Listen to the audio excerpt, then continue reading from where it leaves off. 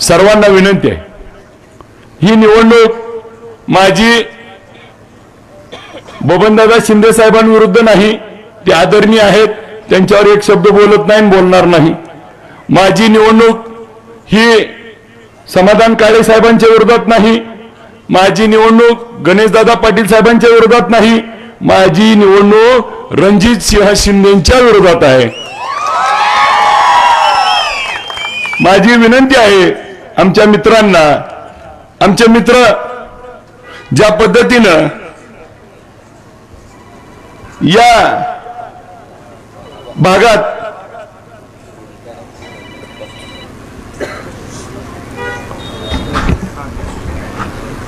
आपल्या सर्वांचे नेते रोहितदादा पवार साहेब आपल्याशी संपर्क बोलणार आहेत आणि आपण ऐकावं नंतर मी आपल्याशी संवाद साधेन.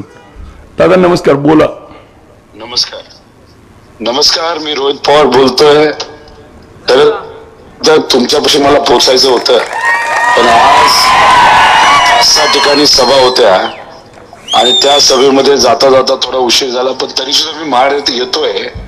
पण तुमच्या आपल्या या भोसे या गावामध्ये मला येता येणार नाही.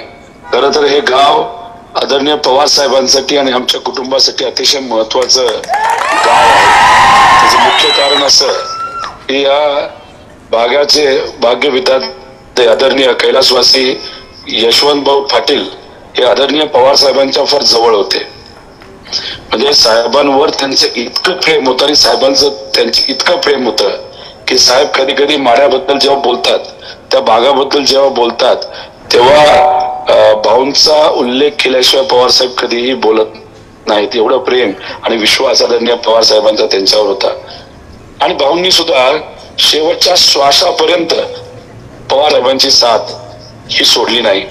तसंच आदरणीय राजू बापू पाटील सुद्धा आदरणीय पवार साहेबांबरोबर ते राहिलेत आणि पवार साहेबांसाठीच ते शेवटपर्यंत तिथं लढत राहिले.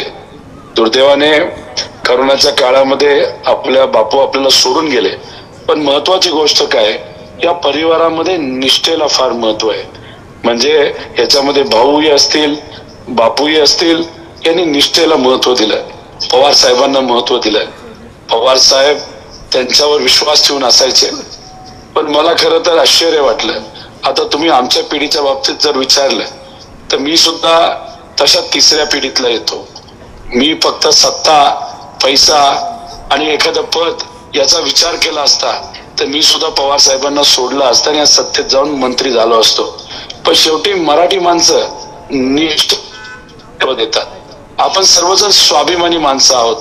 मराठी माणसं कधी गद्दारीला नाहीतर कुणाच्याही व्यक्तीला कुठेही असं कधी तिथं वागत नाही. हे पवार साहेबांनी तिथं पाळलं, हे भाऊंनी तिथं पाळलं, बापूंनी तिथं पाळलं.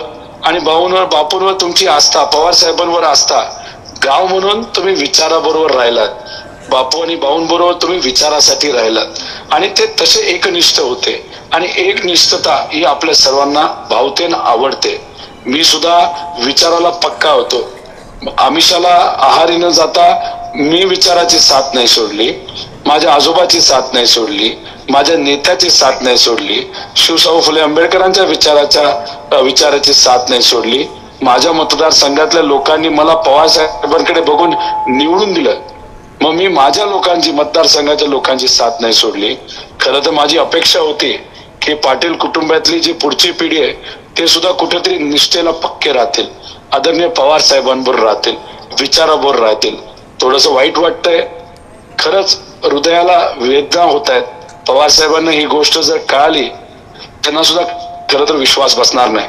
मला तर एक विनंती करायची, ठीक आहे काल पाठिंबा दिला असला तरी अजून वेळ गेलेली नाही. एकदा भाऊंचा बापूंचा विचार निर्णय घ्यावा. आज रात्री नाही तर उद्यापर्यंत तिथं परत एकदा पाठिंबा अभिजित धनंजय पाटील हे आपले जे उमेदवार आहेत, पवार साहेबांचे उमेदवार आहेत, त्यांना तिथं द्यावा. पण ही विनंती करून सुद्धा जर ऐकलं नाही तर मग मी मायबाप जनतेला विनंती करतो की शेवटी निर्णय तुम्हाला घ्यायचा आहे. प्रत्येक व्यक्तीला जे काही मतदानाचा अधिकार आहे तो तुमचा आहे आणि तुम्ही सर्वजण, आपण सर्वजण स्वाभिमानी आहोत. आणि मग पवार साहेब आज 85 वयाचा असताना सुद्धा या महाराष्ट्रामध्ये फिरत आहेत.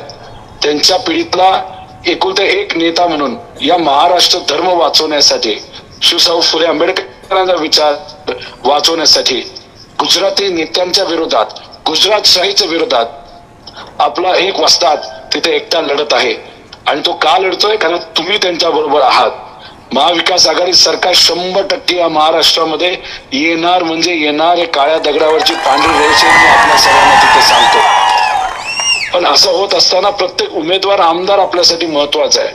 त्यामुळे भोसे इथं असतात सर्व स्वाभिमानी जनतेला मी विनंती करतो, आदरणीय पवार साहेबांच्या वतीने विनंती करतो की अभिजित धनंजय पाटील अनुक्रमांक 2 चिन्ह हे तुतारी वाजवणारा माणूस असा आहे.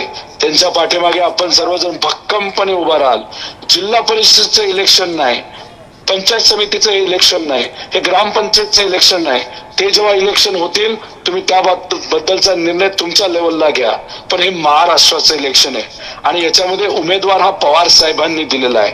मी आपल्या सर्वांना विनंती भाऊ आणि बापूंच्या वतीने करतो, हे महाराष्ट्राचं इलेक्शन आहे. बापू आणि भाऊंच्या घरातलं कोणी तिथे उभा नाही. आज हे इलेक्शन लढत असताना पवार साहेबांकडे बघून, विचाराकडे बघून, शेतकरी म्हणून, कष्टकरी म्हणून, स्वाभिमानी मराठी माणूस म्हणून तुम्ही सर्वजण अभिजित धनंजय पाटील यांच्या पाठीमागे भक्कमपणे उभा राहाल असा विश्वास व्यक्त करतो. ते तर आमदार होणारच आहेत. पण एक गोष्ट सांगतो की आपल्या गावातून लीड ही 100% आपल्या उमेदवाराला मिळेलच. आणि माझा शब्द या ठिकाणी आपल्या सर्वांना आहे की अभिजित भैया पाटील आमदार झाल्यानंतर आदरणीय पवार साहेबांना स्वतः मी आपल्या गावामध्ये घेऊन येणार. आपल्या गावाला फक्त काय करायचे ते लीड द्यायचे.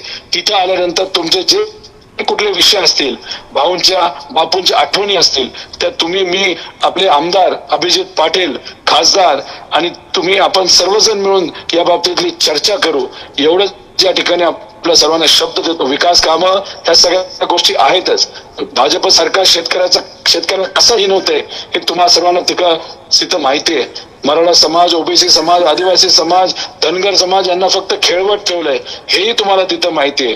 पण स्वाभिमानाच्या लढाईमध्ये पवार साहेबांबरोबर राहावं, तुम्ही राहाल असा विश्वास व्यक्त करतो. आणि भोसे या गावातून आपल्या उमेदवाराला खूप जबरदस्त लीड त्या ठिकाणी द्याल असा विश्वास व्यक्त करतो. पवार साहेबांना सुद्धा आपल्या सगळ्यांचा संदेश देतो. तिथं उपस्थित असणाऱ्या सर्व स्वाभिमानी मतदारांना मी विनंती करतो, पवार साहेबांना मी आश्वासित करू का भोसे गावाच्या वतीने?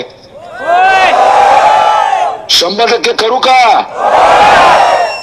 पवार साहेबांना सांगू का की तुम्ही सर्वजण या महाराष्ट्राचे भूमिपुत्र, या महाराष्ट्राचे स्वाभिमानी नागरिक, भाऊंचे बापूंचे खंदे समर्थक आदरणीय पवार साहेबांबरोबर 100% आहात.